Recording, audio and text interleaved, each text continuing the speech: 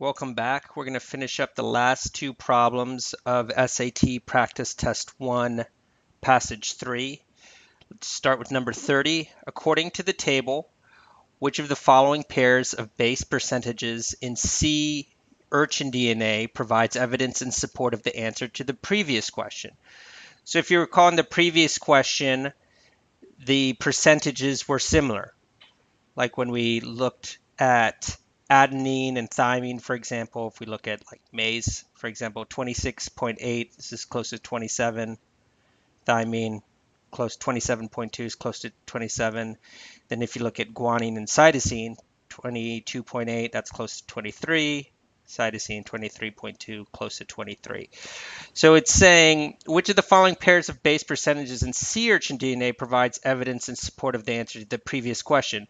So we have to find an answer choice that has similar percentages. So obviously B, C, and D are out.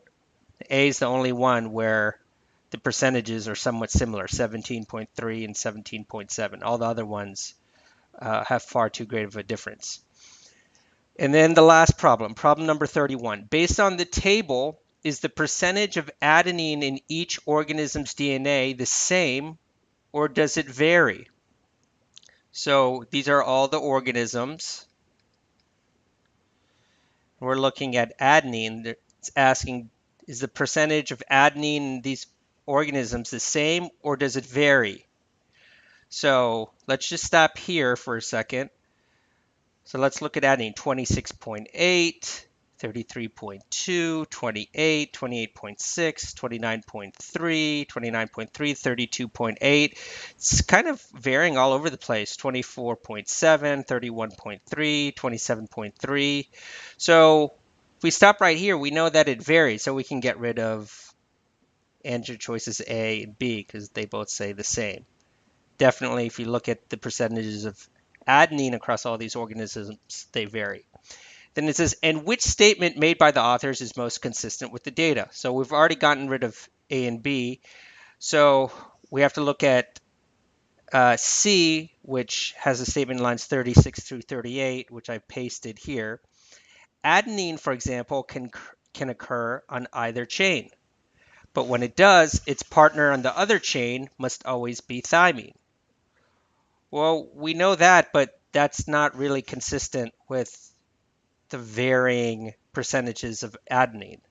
So that really has nothing to do with the question. Now that leaves us with D. It follows that in a long molecule, many different permutations are possible, and it therefore seems likely that the precise sequence of bases is the code which carries the genetical information. So it says it follows this, especially this first part, it follows that in a long molecule, many different permutations are possible.